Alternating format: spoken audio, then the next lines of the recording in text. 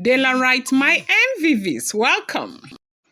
Elders one Ebony's family, invoking Àṣẹ Olórí Àbẹ will destroy her future if you keep forcing it on the Ooni of Ife.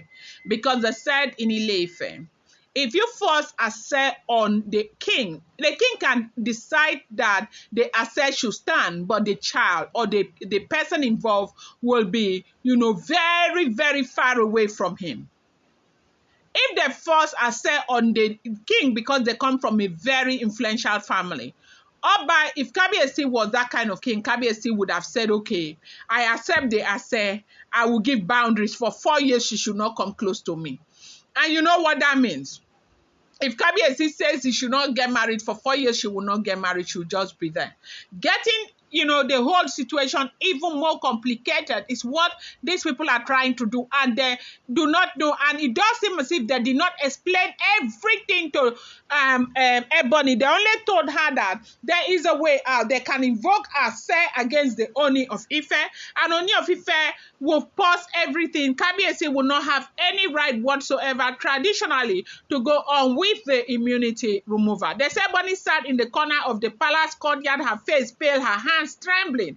The elders' voices were still, ringing in her ear. They had come together that morning. Their expression firm, their words heavy with finality. They told her family in plain language that forcing the Àṣẹ Olórí Àbẹ on the Ooni of Ife would not just hurt the Ooni, it would destroy Ebony's own future. It was not a threat, it was a warning backed by generations of tradition. Her family had been stubborn. They had insisted on invoking the decree, believing it would perfect her place in the palace. But the elders knew the deeper truth. They knew that once Àṣẹ Olórí Àbẹ was set in motion in Ife land, the rules, would become very rigid. The woman who invoked it could never be seen in the same space with the Ooni of Ife until the matter is resolved. And there was no telling how long that could take. Some cases took months, others stretched into years. And if the base of the decree called Àṣẹ Olórí Àbẹ still stood firm, it meant there would be no reconciliation, no contact, and no closeness until the binding was broken. Ebony had never been told this. When the word came from the elders, it felt like the ground beneath her feet had disappeared. She looked at her family, her eyes wide in disbelief, and asked them why. Why had they not explained what this would mean for her life? There was silence. Her elders avoided her gaze, her mother, everyone avoided her gaze because she was so disappointed. How could you? You want to do something like this? You couldn't tell me all the implications. I am fighting to keep my husband. The reason why I'm doing all of this is just to keep Kabiyesi. I love Kabiyesi. I want Kabiyesi in my life. Anything that will put Kabiyesi away from me or send Kabiyesi away from me, I do not want. You cannot be telling me you're trying to help me, meanwhile you're trying to buy me, because this is final buying. You want to buy me. Why would you do this to me? Why would you? Because I didn't explain to her. They just went ahead to invoke Àṣẹ against the Ooni of Ife. What if Ooni of Ife sit down now and say, okay, I want to accept the Àṣẹ Abada, let me accept it. And so this woman can stay away from me. What will not happen? They say Ebony cried. The elders explained that the decree was not something the Ooni could simply brush aside. Even as a king, he was bound by certain sacred custom of the land. Breaking them would bring shame to the throne and risk unrest among the chief and the community. That was why the elders had told her family to withdraw the decree before it went too far. But instead, they had pushed ahead, thinking they were helping Ebony. Ebony's hands began to shake. The realization hit her fully. This meant she could no longer be by the side of the man she loved more than anything in the world. No more sitting close to him. No more going out with him. No more private conversations or sharing moments during gathering. No more walking beside him. During royal events, she would be physically and socially cut off as if she was never even in the palace. Ebony was mad with her family.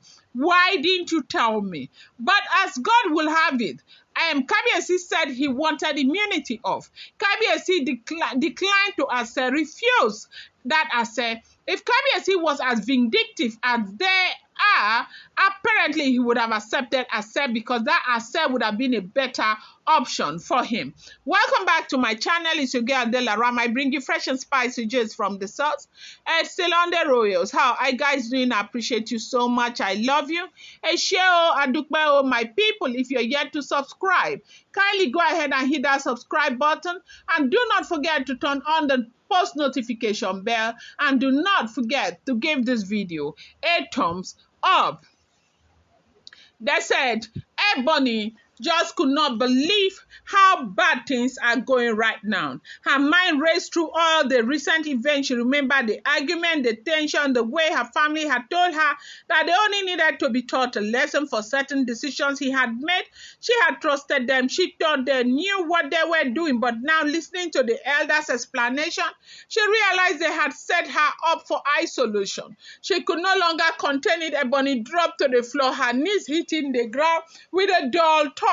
She bent forward and cried openly, her voice breaking. I never wanted this, she said again and again, each time louder than the first. I never wanted this. You didn't tell me this was what would happen. Her word came out like broken pieces of herself. The elder stood quietly, letting her speak. One of them, an older man with a deep voice, stepped forward and spoke gently but firmly. Daughter, this is why we caution people before invoking Àṣẹ Olórí. It is a powerful decree, but it is not a light matter. It can protect, yes, but it can also separate, and separation can destroy a bond faster than conflict. And that is why we are telling your family, don't forget about Àṣẹ. You cannot go and use Àṣẹ in an issue of dispute in marriage. If you use this Àṣẹ Olórí Àbẹ, Abeda, in Ife traditional rulership, you use it on your daughter or something, you invoke it. What you're trying to do is to break that marriage for life. That is exactly what you're trying to do. You're not helping your family. The Ebony's family shifted uncomfortably. Her uncle tried to explain, saying they thought the matter could be resolved quickly, but the elders shook their heads. If the base Olori Abada stands, it does not bow to the speed of man's wishes. One said, even if the Ooni wishes it gone, tradition holds the power until it is formally undone, and that undoing is never easy. How on earth would you want your daughter to choose this route? You know better than your daughter. Your daughter is only a child. Why would you want to invoke Àṣẹ? They say Ebony cried and cried and cried that is not what she wants. I'm going to bring you more update. Do not forget that these are all alleged, rumored, unverified information making the rounds on social media and should not be seen as fact.